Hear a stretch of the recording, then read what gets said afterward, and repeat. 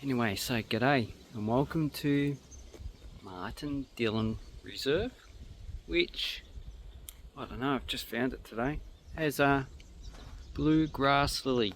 And in the background you can see this is all Silurian siltstone, but on top of the hills we do have some basalt.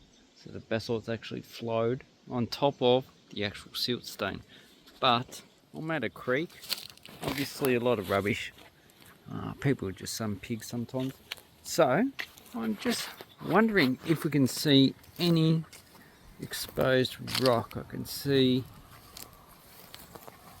in the creek bed is a good place where you can find stuff that's been washed down, although it can be confusing because it can be made up of different types of rock. So here we have a large boulder.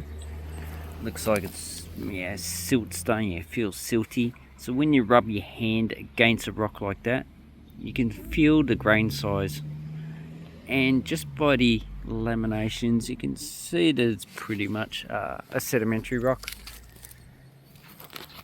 and you can probably see some layering in the rock, although that could be fault structures as well. Okay, so really wagtail. So here we have conservation, Hume Council. So all these plants here, if you're not familiar with Australian wildlife, this is our black wattle. So they have yellow flowers and they do cause severe hay fever for some people. A lot of small native birds. And then we have excrement. This looks like wombat. Wombat excrement is usually a squarish shape. Well, it's definitely a herbivore because it's mainly consisted of grass. And we have an old bridge. So I don't know what this bridge is.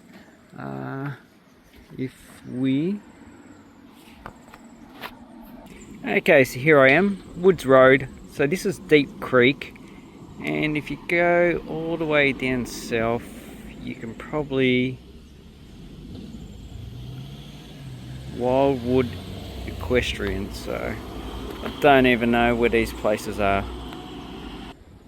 So that is where I am in Deep Creek, and this is they should have exposures of the.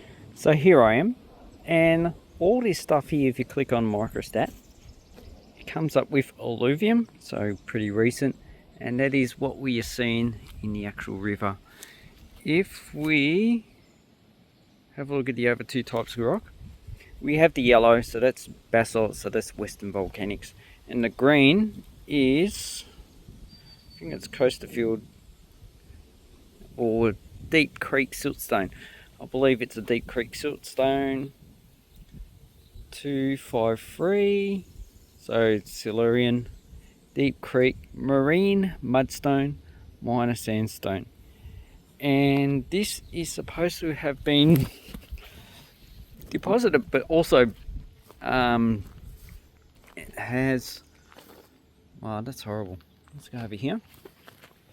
So that's stagnant water. This river is not flowing, so if you feel like you want a sickie, have a sickie. In Australia we say have a sickie. You can drink this water and it'll put you in hospital and probably put you in a cemetery. But this structure of the bridge, so this is made out of what we call bluestone, but essentially it's just cut basalt. They cut it into blocks. We'll go have a look at the actual bluestone later. But bridges like this are usually about 100 years old. And maybe I can make a video about the actual bridge. And under the bridge, you've got all this rubbish. So that's because the flood level's been that high. And it's forced a lot of the branches and twigs and leaves into the actual bridge. Okay, so if we look on the rock on the other side, or even here. It's fairly weathered. And there's a dead snake. Looks like a brown snake. So there looks like the head's here. You can obviously tell by the scalation this is a snake. Got the tail, got the vertebrae, and if we go up here, this is the actual head. Obviously, that's the skull. Got a lot of vertebrae of the actual snake, and you see how small they are. It would have been good to get this just before it actually. And then you got ribs. So, and the interesting thing is that Australian snakes have not been anatomically. The anatomy of, or the skeletal structure of snakes have not been described in full. So it would be good if someone does that. But anyway, on the actual rock is the dead snake. And it still smells a bit.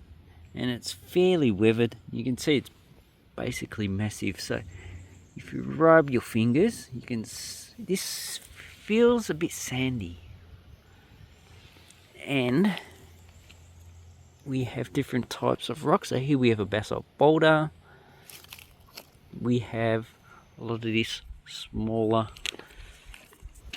Look, it feels like a siltstone type of rock.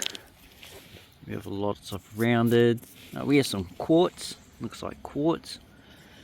So this does look like siltstone.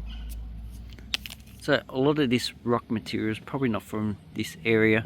I would say it probably comes from upriver, and the reason why is it's well rounded. So even though the action of the water flowing over this does round it, it is transported as well, especially during heavy rain conditions. And then we have some, this is well weathered rock. We have some grit. So then we have some more siltstone that's covered in weeds. So basically here we have the, is that Coasterfield siltstone? Obviously to get a full exposure you need to smack it open.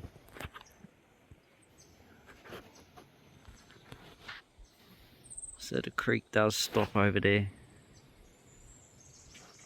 And it smells horrible, man. So Deep Creek Bridge.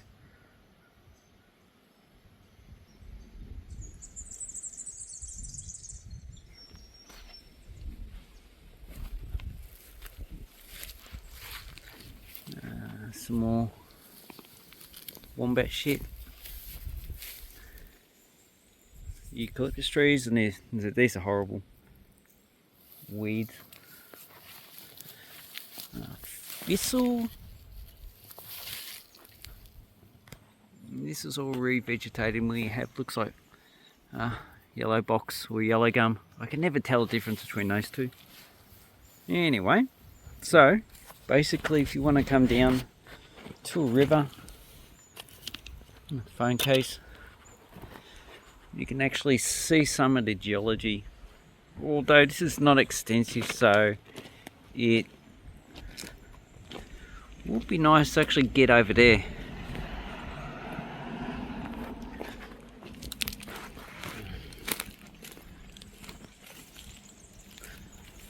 So that looks like that's been freshly cut out, and it's definitely the siltstone. On top of the peak could be the basalt. So the basalt is a lot higher because it's actually flowed over top of the actual siltstone, Coasterfield. And this one looks like a river red gum. Okay. Yeah, but because of the sheer cliff face going into the river, I'm definitely not going to be able to access that area. Anyway.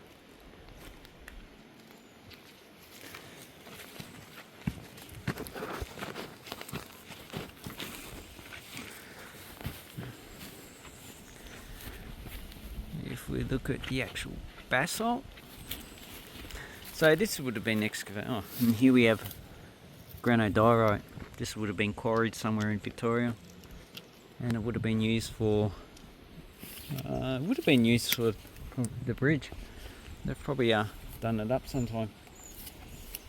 Okay, so basalt. You can see we do have vesicles in it. So while it's not top of flow, obviously it looks like this is probably the top of flow that's been reworked in. There's a band of vesicles in the actual rock. So this could have been the skin it developed and it's been folded into the actual rock. So this would have been close to the top of rock where it solidified first. And as the gases are moving up, they get trapped. But obviously this has mainly been degassed because it solidified a lot later. So basically this is just basalt. You can see how they've cut it. So obviously this probably would have been done by hand machinery a long time ago, and they would have had to chisel it off. These days they just saw it, which would give you a clean cut, but this actually looks a lot better than a clean cut, and obviously people graffiti it anyway. So that's basically what basalt is. It's a very interesting piece here. Obviously because it's old and been exposed for a while, it's starting to weather, and also the cement is starting to weather out. But it's long lasting cement. And, damselfly. Oh, don't go, come back. Don't hate me. So if you're interested in old bridges, just come down here. You can survey it and have a picnic. Go for a swim and drink some nice yummy water. Anyway, I hope this helps you with nothing really. It was just a beautiful day out and I just wanted to stop here. Beautiful valley. This is all siltstone, and it's also farmland. Okay, so I've come just, I don't know, 1 minute down the road. So where we was just over in those hills, and now we have exited the deep creek which is over there. So all these rocks here are siltstone, the deep creek siltstone. And if we look over here, this is basalt. And these dark soils are typical of basalt derived soils. And this hill, so this is the actual start of the basalt formation. You can see it's quite extensive. It's probably here about 20-30 meters in thickness. So we're talking about all that is basalt. And this is the Western Volcanics. And as far as I know, there's no Mars around here. So this might actually be volcanic cinder cone itself. Although the basalt, I'm not too sure what this field is. So if we look at microstat, we're looking up the hill. So basically the lower part of the hill is the Deep Creek siltstone, so it's or the Costerfield siltstone, and up the hill we have the basalt. So basically, yeah, probably it doesn't show. And all this that we see here is basically alluvium, colluvium. What is there? Kangaroo or something in there? Something big causing a ruckus. Anyway, and the basalt does brum brum. Oh, there you go. Large male kangaroo.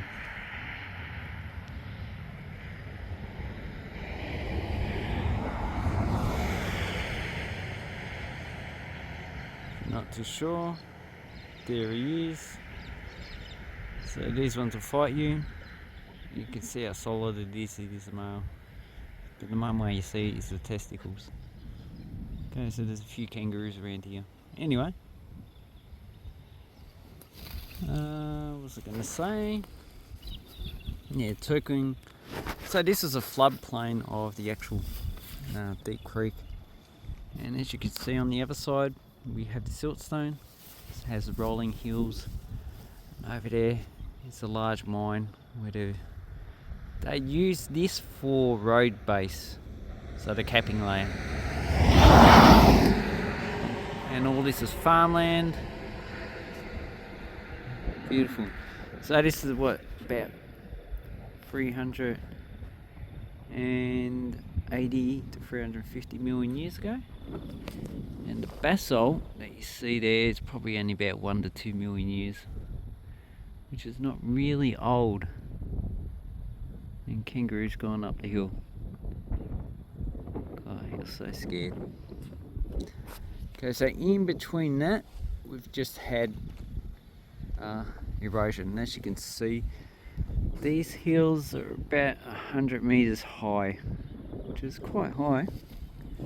So it means that there's been a lot of erosion for the past probably 250 million years since the last glaciation and uplift. And basically that's my conclusion. I haven't seen that much geological information. I don't think there's much study on it. Anyway, so maybe I can be of more help in the future when I've done a bit more research on the Costerfield siltstone. All I know, it's just bioturbed sandstones and siltstones, but I think that is in flux depending on which area you actually go and assess the rock material on.